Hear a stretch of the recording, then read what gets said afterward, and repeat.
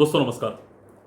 विदर्भ वैभव की एक शाखा युवा आयाम के द्वारा आयोजित अभिव्यक्ति 2020 के अंतर्गत एक वक्तृत्व स्पर्धा का आयोजन किया गया था, स्पीकर्स ऑफ नागपुर। इसमें विभिन्न विषयों पर वक्तृत्व का आयोजन किया गया था, जैसे भारत के पड़ोस में बढ़ता संघर्ष, वर्तमान युवा शक्ति और उसकी राष्ट्र निर्माण में भूमिका, हास्य अभिनेता का उद्देश्य, मजाक या फिर अपमान। ऐसे राष्ट्रीय हितों से सरोकार रखने वाले विषयों पर यह वक्तृत्व स्पर्धा का आयोजन किया गया था। बहुत ही उत्तम प्रतिसाद सारी जनता से इसमें मिला।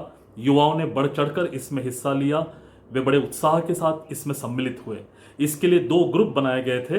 ग्रुप ए में HSC तक के जो विद्यार्थी है इनको समाविष्ट किया गया था और ग्रुप बी में HSC एंड अबव ये युवा उसमें शामिल थे। इन दोनों कैटेगरी से दो दो विजेताओं का चयन किया गया है। इसके साथ ही साथ एक विशेष श्रेणी जिसमें कि पॉपुलर कैटेगरी हम जिसको कहते हैं, इसमें भी एक पारितोषिक दिया गया है। ग्रुप ए जो है जिसमें HSC तक के विद्यार्थी शामिल है, इसमें बड़े उत्साह के साथ मैं बताना चाहता हूं कि द्वितीय पारितोषिक खुशी खंडेलवाल इनको जाता है और इस वर्ग में प्रथम पारितोषिक रितेश तिवारी इनको दिया जा रहा है। जो दूसरी श्रेणी है ग्रुप बी जिसमें HSC एंड अबव ये युवा शामिल थे, इसमें जो द्वितीय पुरस्कार है वो संयुक्त तौर पर दिया गया है। बेहतरीन कंपटीशन इन दोनों में थी।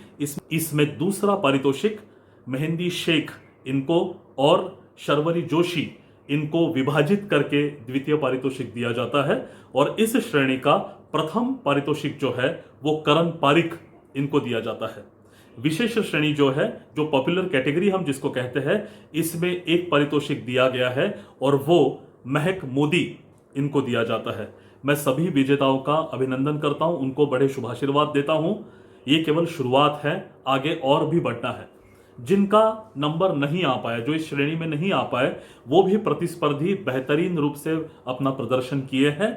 उन्हें निराश होने की जरूरत नहीं है। स्पर्धा होती है, किसी ना किसी को पारितोषिक देना होता है, इसलिए इन लोगों का चयन किया गया है।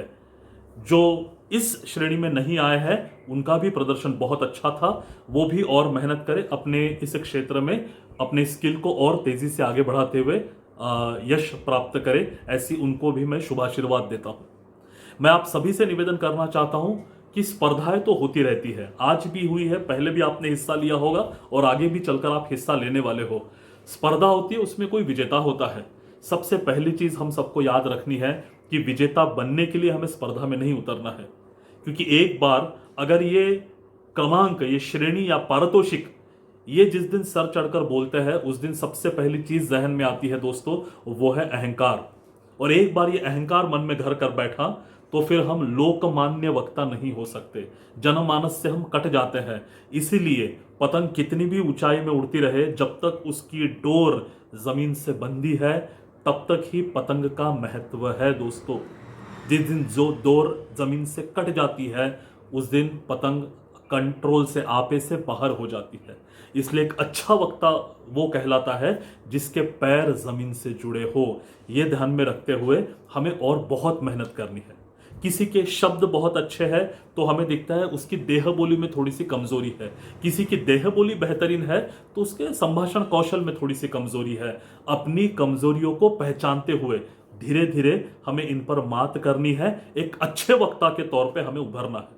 हम सभी सरस्वती के उपासक हैं, इसलिए इस वाणी का उपयोग कभी भी समाज में भेद पैदा करने के लिए, टेढ़ पैदा करने के लिए न हो। ये अपने आप में हमें शपथ लेनी पड़ेगी दोस्तों, तभी ये जो हमारा हुनर है, स्किल है, ये किसी के काम में आएगा। ये हमें विश्वास रखना पड़ेगा और ये करना है तो युवा आयाम जैसी संगठनाओं के साथ हमारा संबंध निरंतर बना रहे।